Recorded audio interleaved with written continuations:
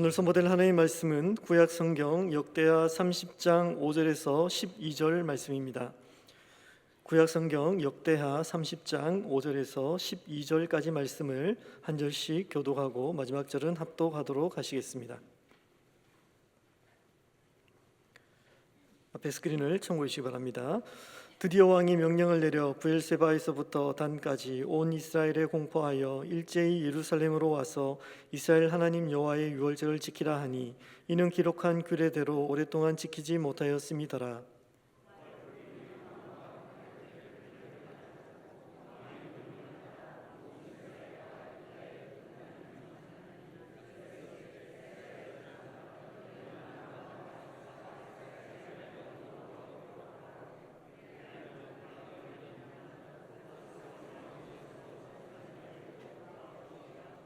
너희 조상들과 너희 형제같이 하지 말라. 그들은 그의 조상들의 하나님 여호와께 범죄하였으므로 여호와께서 멸망하도록 버려두신 것을 너희가 똑똑히 보는 바니라.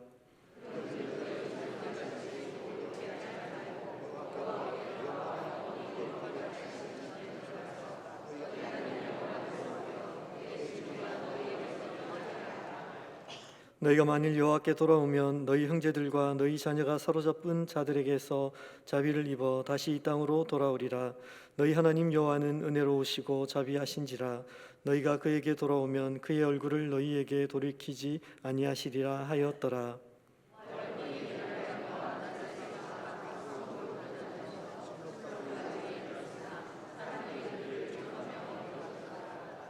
그러나 셀과 므낫세와 스불론 중에서 몇 사람이 스스로 겸손한 마음으로 예루살렘에 이르렀고 하나님의 손이 또한 유다 사람들을 감동시키사 그들에게 왕과 방백들이 여호와의 말씀대로 전한 명령을 한 마음으로 준행하게 하셨더라.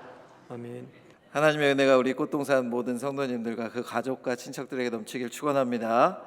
명절이나 연휴가 되면 항상 차가 많이 막히죠. 저의 집은 저희 본가는 노원구보다는 밑에 있습니다. 그래서 명절이 되면 이제 갔다가 올라오게 되면 몇 가지 도로를 선택해야 되잖아요. 이제 동부간선도로로 올 거냐 여러 가지 정해야 되는데 최적의 노선을 찾았는데 그게 제1순환도로를 타고 오다가 별내로 가는 제일 끝에 있는 IC로 나가서 그 불암산 터널 쪽으로 이렇게 좌회전을 받아서 고가도로 옆에서 좌회전을 받아서 쭉 직진해서 들어가는 거였습니다. 그래서 이 길을 찾은 다음부터는 이 길로 가는데 어느 날 제가 내비게이션 지시대로 갔거든요. 그런데 잠깐 제가 아이가 셋이니까 아이들이 막 투닥투닥 하는 거를 조용히 하다가 그 오른쪽으로 들어가지 않고 그냥 직진 하이패스로 갔어요. 그러니까 의정부 IC까지 가야 된다는 겁니다.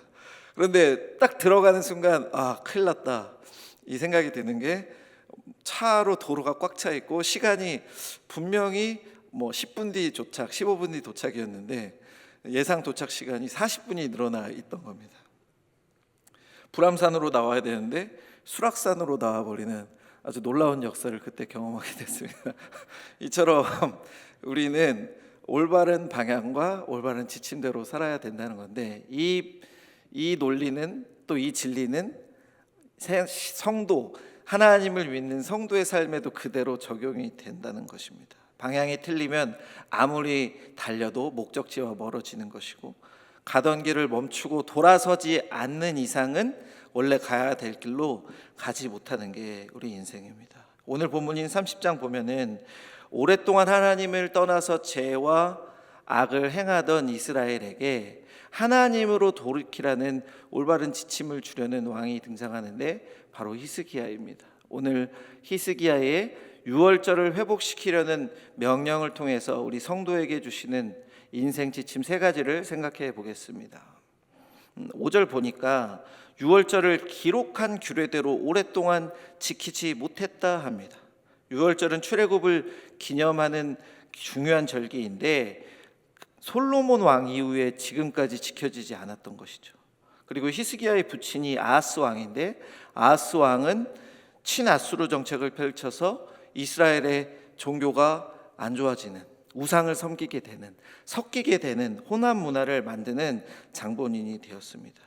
그래서 29장에서 예루살렘 성전에서 우상을 섬겼다고 말할 정도로 이스라엘은 지금 죄악에 빠진 상태, 하나님을 버리고 우상에 빠진 상태였다는 것입니다.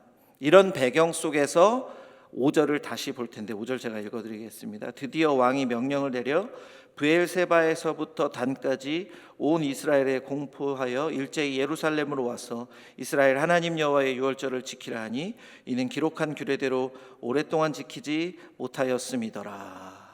브엘세바에서 단까지, 단에서부터 브엘세바까지는 우리나라 말로 하면 할라에서 백두까지입니다. 그러니까 남유다와 북이스라엘 전체, 남으로부터 북까지, 북에서부터 남까지 모든 지형을 아우르는 것인데, 히스기야 왕은 지금 남유다뿐만 아니라 이미 멸망한 북이스라엘 지역에도 보발군 전령을 보내서 하나님을 온전히 섬기라는 명령을 내린다는 것이죠. 근데 여기서 우리가 생각할 첫 번째 지침이 등장합니다. 그것은 바로 방향성입니다. 성도는 하나님께로 향해야 하는데, 그 보발꾼의 내용을 보니까 6절 보면 아브라함과 이삭과 이스라엘의 하나님께로 돌아오라. 8절 보면 여호와께 돌아와. 9절 보면 너희가 만일 여호와께 돌아오면, 너희가 그에게로 돌아오면이라고 말씀하며, 돌아오라는 말, 하나님께로 방향을 돌려야 된다는 말, 마치 제가 길을 잘못 들어서 의정부까지 갔을 때 그 길이 아니라 다른 길로 가야 된다는 지침을 주고 있다는 것입니다. 중요한 것은 여기서 돌아오라는 단어의 뉘앙스인데요, 이 단어는 히브리어로 슈브라는 동사인데 돌이키다라는 의미입니다. 슈브는 방향을 돌리는 것을 말합니다. 그러니까 죄악을 향해 있고 악을 행하고 세상을 향하던 자리에서 하나님께로 향해야 된다는 방향성의 전환을 보여주는 단어. 그러니 지금 잘못된 모습에서 회개하고 하나님께로 돌아오라는 의미까지 함의한 것이죠. 그런데 8절의 의미는 약간 다릅니다. 8절의 경우 돌아오라는 원어로 보면 손을 들어라입니다. 손을 들고 손을 내밀어라라는 뜻입니다. 이것은 다른 말로 하나님께 주권을 드려라, 하나님께 복종하라는 뜻입니다. 그러니까 오늘 본문으로 적용해 본다면 너의 고집을 꺾고 하나님께로 돌아와 네 인생을 드려라, 너 자신을 바쳐라가 되는 것이죠. 이것도 회개와 맥을 같이 하는 것이죠. 왜냐하면 이미 빠져있던 죄악으로부터 하나님께로 돌이켜서 하나님께 주권을 드리고 하나님만 섬기라는 의미이기 때문입니다.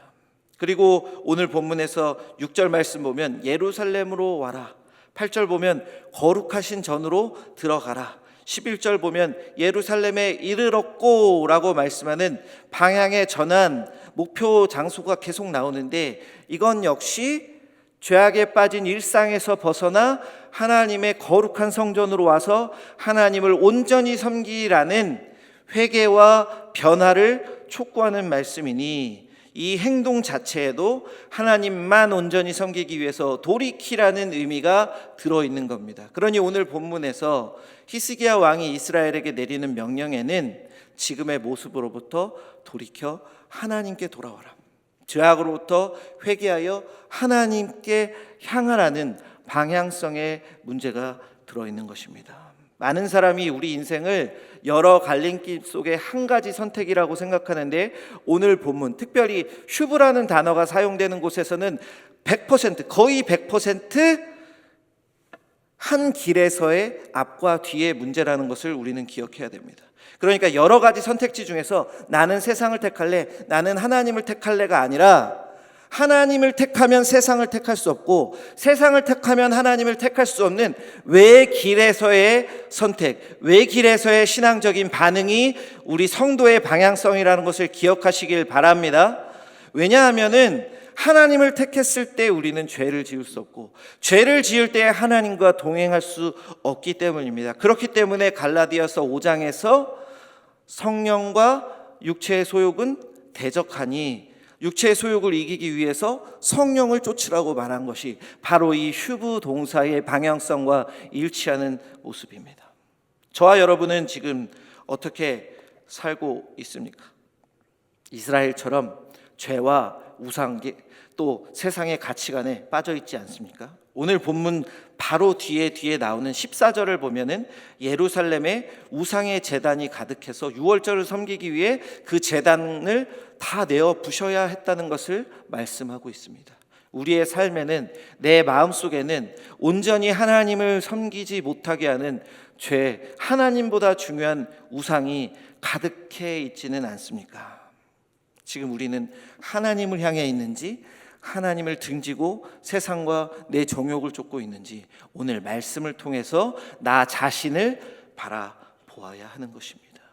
그럼 우리 성도가 쫓아야 할 방향성은 무엇입니까? 오늘 말씀처럼 하나님께로 돌이키는 것, 내 손을 들고 하나님께 나아가는 것입니다. 매 순간 하나님을 향하고 하나님과 온전히 동행하기 위한 길을 택하는 것, 예수님께서 이미 보여주신 그 길을 따라가는 것, 하나님만 온전히 믿고 섬기는 것이 우리 성도의 방향성인 줄 믿습니다. 바라기는 매 순간 죄와 내 정욕을 버리고 하나님께로 향하는 방향성이라는 지침으로 하루하루를 살아가는 저와 여러분 되시길 주님의 이름으로 축원합니다. 성도의 인생 지침 첫 번째는 뭐였죠? 방향성, 방향이었습니다. 하나님께로 향해야 된다. 하나님과 동행해야 된다는 것이었습니다. 두 번째 생각할 것은 방법, 어떻게, 기준이 무엇인가인데 그것은 바로 하나님의 말씀입니다. 5절을 다시 보면 예루살렘으로 와서 유월절을 지키라 명령하였죠. 그런데 유월절을 지키라는 말씀 앞에 보면 오랫동안 유월절을 지키지 않았다, 지키지 못했다, 지키지 못한 게 아니라 사실은 지키지 않았던 겁니다. 지키지 않았다고 하는데 그 앞에 수식되는 표현이 나타납니다. 기록한 규례대로 지키지 못했다. 이걸 다시 말하면 하나님의 말씀대로 하나님을 섬기지 않았다. 다른 말로 하면 하나님의 말씀대로 신앙생활하지 않았다. 하나님 말씀과 상관없이 섬겼다. 하나님의 말씀은 그들의 인생의 기준이 아니었다는 것을 알려주고 있는 것입니다. 이렇듯 5절은 이스라엘 백성이 하나님의 말씀대로 섬기지 않은 것이 문제임을 주지하고 있습니다. 여기서 성도가 취해야 할 방법, 성도의 인생의 기준은 바로 하나님의 말씀이라는 것을 알 수 있으니, 왜냐하면 성도는 하나님 말씀대로 생각하고 판단하고 말하고 행동하는 존재이기 때문입니다. 신앙생활은 그러니까 내 뜻대로 내가 볼 때 옳은 대로 하는 것이 아니라, 내가 의견을 제시할 수 있는 게 아니라 하나님 말씀과 하나님 뜻이 무엇인지를 묵상하고 그대로 따르는 것이라는 거죠. 이렇게 하나님의 말씀이 신앙생활의 방법, 기준이라는 것은 오늘 본문의 마지막 절인 12절에도 명시됩니다. 우리 12절은 같이 읽어보겠습니다. 하나님의 손이, 시작. 하나님의 손이 또한 유다 사람들을 감동시키사 그들에게 왕과 여호와의 말씀대로 전한 명령을 한 마음으로 준행하게 하셨더라. 아멘. 6절과 같이 보발꾼들이 히스기야가 내린 명령을 전한 것을 알려줍니다. 그런데 여기서 중요한 곳은 어디일까요? 왕과 방백들이 전한 명령입니다. 명령을 전한 것이죠. 그 명령에 반응한 것을 설명한 건데, 그 명령이 어떤 명령이라고 지금 설명하고 있습니까? 여호와의 말씀대로 전한 명령. 지금 히스기야 왕은, 또 방백 군주들은, 또 장수들은, 귀족들은 자기 뜻대로, 자기 판단대로, 자기 소견에 옳은 대로 규칙을 정하고 명령을 내린 게 아닙니다. 오늘 하나님 말씀은 무엇이라고 말합니까? 여호와의 말씀대로 전한 명령이다. 그러니 히스기야도 하나님의 말씀대로, 말씀을 따라서, 말씀을 기준으로 명령을 내린 것이고, 히스기야를 통해 하나님께서 역사하신 것임을 우리로 하여금 생각하게 하는 것입니다. 왕은 자기 뜻대로 명령할 수 있는 존재지만 하나님의 뜻대로 하나님의 말씀에 비추어서 명령을 내린 것입니다. 히스기야 왕이 택한 것은, 기준으로 택한 것, 통치의 기준으로 택한 것은 자기의 생각과 내 판단이 아니라 하나님의 말씀을 통한 판단이었다는 것을 우리가 생각해야 됩니다. 그러면 여기서 또 무엇이 파생됩니까? 우리가 교회에서 담임 목사님께서 권면하시는 것, 부교육자님들께서 또 교육부 각 부서에서 교육자들이 말씀하는 것, 또 우리 각 부서장님들이, 부장님들이, 교사분들이, 또 우리 장로님들이, 또 우리 섬기시는 분들이 내리는 결정이 하나님의 말씀을 통해서 내려지는 것이라는 전제가 깔려 있어야 되는 거고, 그런 신뢰가 있어야 되는 것이고, 또 우리는 비판과 반대에 앞서서 하나님 말씀대로 판단하고 결정하는 교회 되게 해주시고 공동체 되게 해달라고, 심지어 우리 가정 안에서도 그런 가장 되게 해달라고 기도해야 된다는 것이죠. 오늘 본문에서는 그 누구도 히스기야의 말에 잘못된 말이라고 말하지 않습니다. 그런데 뒤에 나온 것을 살펴보겠지만 북이스라엘의 어떤 사람들은 그 말을 조롱하고 비난했다는 것이죠. 왜요? 하나님의 말씀대로 따른 규례이지만 하나님의 말씀이 자기 인생의 큰 기준이 아니었기 때문입니다. 저와 여러분에게는 하나님의 말씀이 어떤 것입니까? 인생의 기준, 판단의 척도, 우리가 취해야 될 방법입니까? 아니면 주일에 한 번 듣고 마는 귀한 좋은 말씀입니까? 이스라엘 백성은 하나님의 말씀이 유일한 기준이고 방법이기 때문에 그 말씀으로 자기를 돌아보고 자기를 평가해야 했습니다. 종교개혁자들 중에는 이렇게 말한 사람도 있습니다. 성경은 나를 비춰보는 거울이다. 성경을 통해서 나를 판단하고 성경을 통해서 내 행동을 취할 방법을 정해야 되는데, 이스라엘 사람들은 자기 멋대로 생각하고 자기가 하고 싶은 대로 하고 옆에서 볼 때 세상 사람들의 것이 멋져 보이니 하나님의 말씀을 내버려 놓고 세상의 기준을 따라가고 우상을 섬긴 것이었다는 것이죠. 결국 그들은 하나님의 말씀대로 생각하지 않고 말씀대로 살지 않았습니다. 무늬만 신앙인이었습니다. 아니, 지금 본문에서 보면 무늬도 신앙인이 아닌 겉모습조차도 우상 숭배자, 세상 사람들과 다를 바 없었다는 것이죠. 말씀을 전하는 저 역시 교회가 아닌 다른 곳에서 어떤 모습으로 살지 너무나 두려울 때가 있습니다.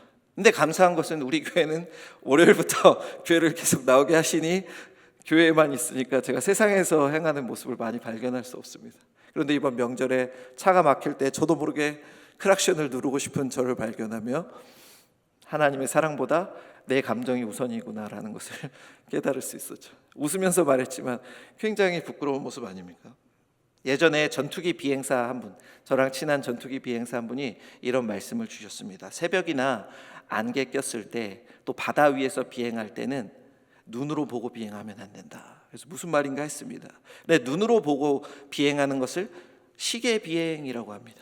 눈으로 보는 시계 비행이라 하는데, 계기 비행을 해야 된답니다. 레이더와 그 계기가 알려주는 대로 비행하는 계기 비행을 해야 된답니다. 왜냐 물었더니 전투기는 굉장히 그 속도도 빠르고 방향도 많이 바꿔야 되기 때문에 이런 눈으로 보고 착각이 올 때가 있답니다. 그래서 가끔씩 바다나 호수에서 사고 나는 게 하늘과 수면을 헷갈려서 눈으로 비행하다가, 눈으로 조종하다가 바다에 해수면에 곤두박질 쳐서 사고 나는 경우가 많다고 합니다. 이 시계 비행과 계기 비행의 차이가 바로 내 뜻과 하나님 말씀의 차이가 아닐까요? 내가 볼 때는 이게 옳은 것 같고 이게 내 기준이고 내가 취해야 할 방법 같지만, 사실 우리는 말씀이 알려주는 대로 계기판이 아니라고 하면 거기서 멈춰야 되는 거고, 계기판이 높이 올라가라고 하면 높이 올라가야 되는데, 우리는 하나님의 말씀을 어느샌가 재단하는 위치에 있었다는 것입니다. 다시 한번 여쭤봅니다. 저와 여러분은 무엇을 기준으로, 어떤 방법으로 살고 있습니까? 하나님을 믿는다 하면서, 하나님의 말씀을 많이 안다고 하면서 내 감정대로, 내 생각대로, 내 판단대로만 주장하는 미성숙한 모습을 보이며 살지는 않습니까? 내 생각이나 관습 문화가 아니라 하나님의 말씀이 내 기준이요 내 방법이 되길 축원합니다. 바라기는 하나님의 말씀으로 판단하고 말씀대로 삶의 방법을 취하는 저와 여러분 되시길 주님의 이름으로 축원합니다. 방향을 알아야 되고 방법을 알아야 됐습니다. 그럼 마지막 한 가지 지침은 무엇일까요? 하나님의 말씀이 어떻게 살라는 것을 알았으면 어떻게 해야 됩니까? 순종해야 됩니다. 근데 이 순종을 방자로 맞추려고 국어사전을 엄청나게 공부했습니다. 그러니까 방효라는 단어가 나오더라고요. 방효는 보여진 대로, 보이는 대로 따라하다, 본을 뜨다 하는 것입니다. 결국 방효는 무엇입니까? 하나님께서 알려주시는 대로, 하나님께서 들려주시는 대로, 예수님께서 본을 보이신 대로 따라하는 온전한 순종을 의미하는 것입니다.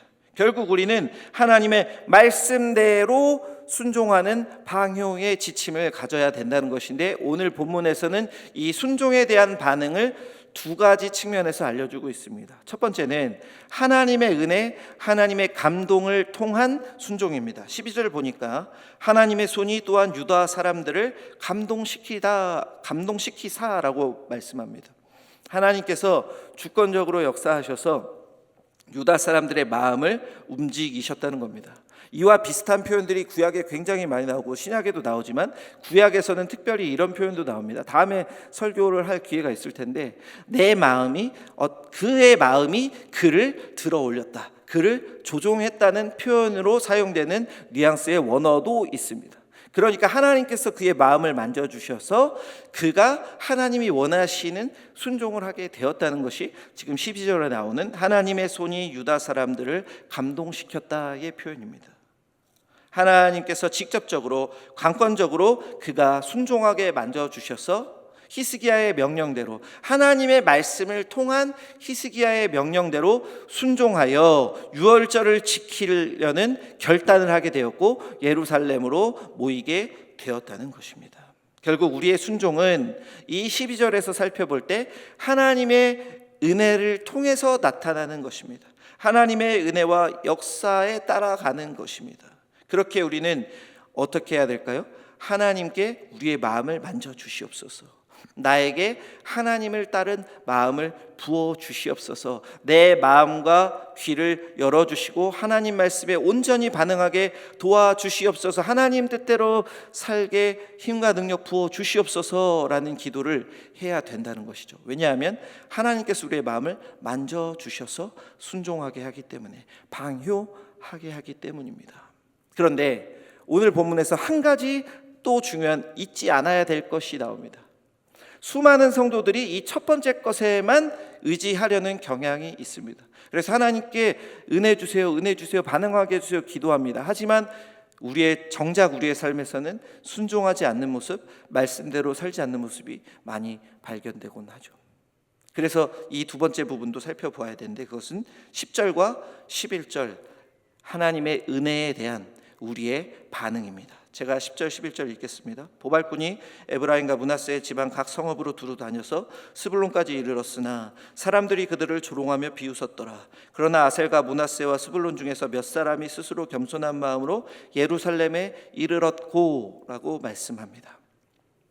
여기서 많은 사람들이 우리의 반응이라고 말하니까 하나님의 은혜에 앞서는 것이 아니냐고 생각할 수 있겠지만, 분명히 말씀드린 것은 하나님의 은혜에 대한 반응이라고 계속해서 말씀드리고 있습니다. 사도 바울 역시 구원을 이루라라고 말한 것처럼 우리에게 하나님께서 주신 반응이 있다는 거죠. 하나님이 기대하는 성도로서의 반응을 지금 이 10절과 11절에서 찾을 수 있다는 것입니다. 그것이 무엇일까요? 히스기야가 내린 하나님의 말씀을 통한 명령입니다.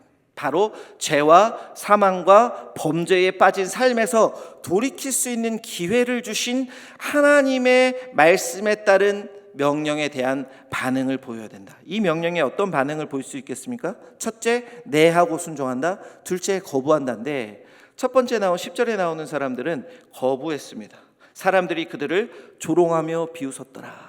그런데 이게 이해가 되는 것은 지금 보발꾼들이 도착한 이곳은 북이스라엘 지역, 이미 멸망당한 북이스라엘 지역이니 남유다의 왕을 내가 왜 말을 들어야 되냐 하며 거절했을 수도 있습니다. 그런데 이 사람들의 이 거절과 비웃음과 조롱의 바탕에는 히스기야의 권위를 무시하는 것도 있겠지만, 더 나아가 하나님의 말씀의 권위를 인정하지 않는 불신앙의 행태가 지극히 들어있다는 것을 우리는 생각해야 됩니다. 그러니 하나님께서 은혜 주실 때 거절하는 모습도 있다. 그런데 그 뒤에 나오는 그러나로부터 나오는 아셀과 므낫세, 스불론 중에서 몇 사람, 똑같은 북이스라엘 사람인데 그 중에 몇 사람은 예루살렘에 이르렀다. 그 명령에 반응하여서 하나님께 순종하였다는 것을 알게 합니다. 이것이 핵심 포인트인데, 하나님의 은혜에 대한 반응, 온전한 반응은 어디서부터 나오는 것일까요? 스스로 겸손한 마음. 내가 주인이 아니라 하나님이 주인이시기 때문에, 내가 창조자가 아니라 하나님이 창조자이시기 때문에, 내가 구원자가 아니라 하나님이 구원자이시기 때문에 하나님께 겸손한 마음으로 하나님 말씀에 그저 순종하는 것뿐입니다. 이것이 우리 구원과도 일치하는데, 우리의 성화의 삶은 내가 선택하는 것이 아니라 하나님의 은혜가 너무 커서 죄 없는 나를 구원해 주신 그 크신 사랑에 감사함으로 반응할 뿐입니다. 감사함으로 하나님 말씀대로 사는 것뿐이라는 것입니다. 그것이 바로 지금 아셀과 므낫세와 스불론 중에서 몇 사람이 취한 스스로 겸손한 마음으로 보인 순종의 반응이라는 것이죠. 이 차이를 기억하시길 바랍니다. 겸손과 교만 앞에 8절에서 말하듯 너희 조상처럼 목이 뻣뻣해지지 말아라, 교만해지지 말아라 라고 말하는데도 교만해서 조롱하고 비웃으며 하나님께서 주신 마지막이 될지도 모르는 기회를 걷어차 버렸다는 것입니다. 그러니 우리는 하나님의 은혜를 바탕으로 하나님께서 회복의 기회를 주실 때, 은혜의 손길을 주실 때 네, 아멘하며 반응하면 된다는 것입니다.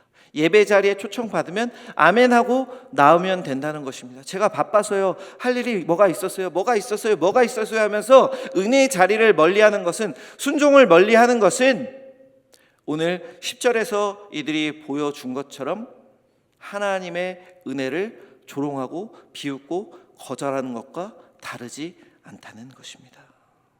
바라기는 하나님께서 보여주시고 들려주시는 대로 온전히 순종하는 겸손의 반응으로 하나님의 은혜에 날마다 젖어 살아가는, 하나님 뜻대로 순종하며 살아가는 저와 여러분 되시기를 주님의 이름으로 축원합니다. 성도의 인생 지침 무엇이었습니까? 방향성, 하나님께로 돌이켜야 됩니다. 방법과 기준, 하나님의 말씀으로 판단하고 그것으로 행동해야 됩니다. 마지막, 하나님 방효, 하나님 말씀에 순종해야 됐습니다. 그런데 이 순종을 위해서는 하나님의 은혜를 받아야 되고, 우리가 하나님께서 주시는 은혜에 아멘으로 겸손함으로 나아가야 했습니다. 그런데 이렇게 사는 것은 너무나 어렵죠. 수많은 유혹 때문에, 또 우리의 연약함 때문에, 인생의 걱정 때문에 우리가 이렇게 살지 못할 때가 많습니다. 그런 우리에게 하나님께서 한 가지 묵상거리를 자연 계시를 통해서, 자연을 통해서 주셨는데, 사진 하나 보여주실래요? 네, 그림 파일 하나 보여주시면 감사드리겠습니다.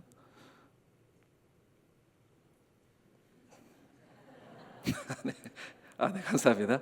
네, 제가 볼 때 왼쪽 빛의 삼원색이고 오른쪽이 색의 삼원색인데, 이게 너무나도 귀한 은혜입니다. 제가 유학 가서 공부할 때 이걸 발견해가지고 너무 이걸로 책을 쓰고 싶어서 난리가 났었는데, 교만해질까 봐 안 쓰고 여기서만 말씀드릴게요. 빛의 삼원색이란 것은 빛의 광선인데, 이것을 섞으면 섞을수록 이거는 하얀색이 됩니다. 색의 삼원색은 물감인데 칠하면 칠할수록 검은색이 되거든요. 그런데 빛의 삼원색이야말로 하늘에서부터 내려오는 하나님의 은혜, 하나님의 말씀, 하나님의 것이라는 성질이 드러나더라고요. 왜냐하면 하나님의 것은 우리의 마음에 채우면 채울수록 우리가 성숙해지고 성장하게 되고 거룩해지기 때문입니다. 하나님을 닮아가기 때문입니다. 그런데 색의 삼원색은 바로 땅의 것이라는 것을 기억하시기 바랍니다. 땅의 걱정, 내 정욕, 이 땅의 것을 따라가면, 땅의 가치관을 따라가면 그것이 채워지면 채워질수록 우리는 거먹게 되고 검정색이 되고 악한 사람들과 다를 바 없이 살아갈 수밖에 없다는 것입니다. 그러면 우리는 우리 삶에 무엇을 채워야 될까요? 하늘의 것을 채워야 되는 거죠. 하나님의 말씀, 빛의 삼원색을 채워야 되는 것인데, 그것이 바로 예전에 담임 목사님께서 검은 물에다가 하얀 물을, 맑은 물을 콸콸 채워가지고 그 물통이 하얗게 되는 것과 같습니다. 주일 예배 한 번이 우리에게 하늘의 것으로 채워지는 것을 보장하지 않는다는 것이죠. 할 수 있거든 계속해서, 가능하면 많은 순간에 재밌는 드라마, 요즘에 무슨 드라마가 하는지 모르겠는데 마담 뭐가 있다 하더라고요. 마담 드부아 뭐 이런 거 보지 마십시오. 말씀으로 채우시길 바랍니다.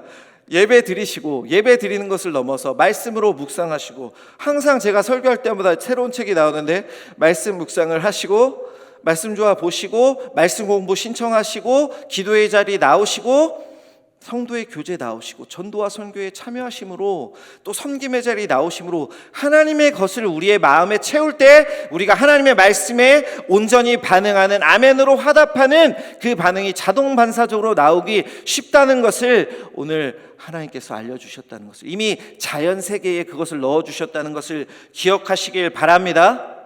그런데 너무 슬픈 것은 오늘 말씀 6절부터 9절에는 하나님께서 주신 상과 벌이 들어 있습니다. 이 말씀을 듣고 하나님께로 돌이키면 하나님께서 너희를 회복시키고 함께 할 거야, 하나님께서 보호하실 거야 라고 말합니다. 그런데 너희가 목이 뻣뻣해서 하나님께 돌아오지 않으면 하나님이 너희를 멸망에 내버려 두실 거야, 너희를 징계하실 거야 라고 말씀하십니다. 저는 이 말씀을 그대로 믿는 사람입니다. 우리가 하나님께로 돌이키지 않으면, 하나님 말씀에 온전히 반응하지 않으면 하나님께 징계받고 하나님께 혼날 수밖에 없다고 저는 생각합니다. 그러니 우리는 이 말씀을 보며 두려워하고 벌벌 떨면서 혼나지 않으려고 하나님 말씀에 순종하는 초보적인 상태에 빠지게 됩니다. 그런데 하나님께서 오늘 감사하게 9절 말씀을 주셨는데 그 9절이 우리가 집중해야 되는 포인트입니다. 9절 말씀 같이 읽겠습니다. 시작. 자녀가 사로잡은 자들에게서 자비를 입어 다시 이 땅으로 돌아오리라.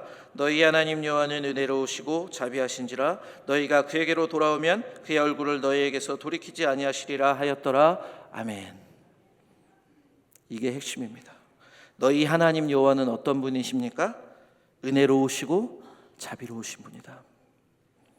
상과 벌을 하나님께서 주시지만 하나님은 우리에게 은혜를 주시기 위해서, 상을 주시기 위해서, 복을 주시기 위해서, 평강을 주시기 위해서 이 명령을 내리셨다는 것을 기억해야 되는 거고, 하나님께서는 우리에게 온전히 하나님과 동행하며 하나님께서 주시려는 복을 누리게 하기 위해서 오늘 이 말씀을 주셨다는 것을 기억하시길 바랍니다. 하나님은 어떤 분이십니까? 은혜로우시고 자비로우신 분이십니다. 그것이 이 본문 말씀에서만 드러나는 것이 아니라 오늘 배경에서 드러나는데, 오늘 하나님의 말씀이 이스라엘 사람들, 예루살렘 성전에서도 우상을 섬기는 남유다 백성에게 주어졌습니다.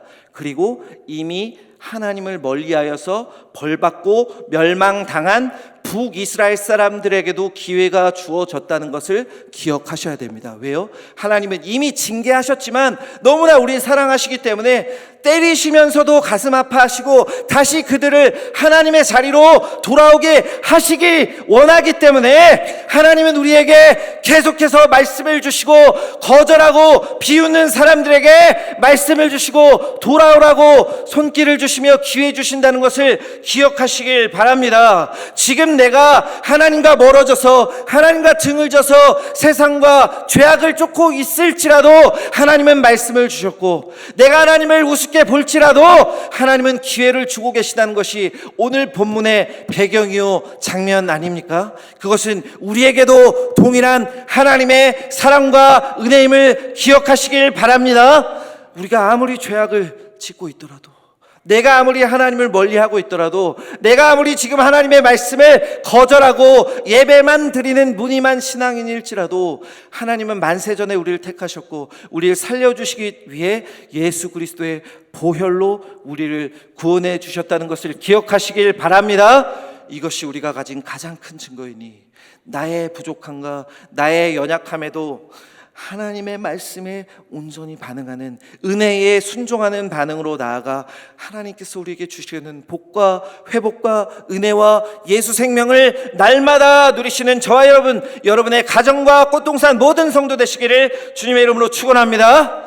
그러니 우리는 지금 어떤 모습이 있는지 상관없이 말씀이 주어질 때마다 하나님께서 담임 목사님을 통해서, 부목사님들을 통해서, 장로님들과 부서장님들과 교사들을 통해서, 구역장님들 통해서 권면을 줄 때 아멘하고 순종해야 됩니다. 왜냐하면 그것이 우리를 건지시려는, 죄악으로부터 돌이키게 하려는 하나님의 사랑의 손길이기 때문입니다.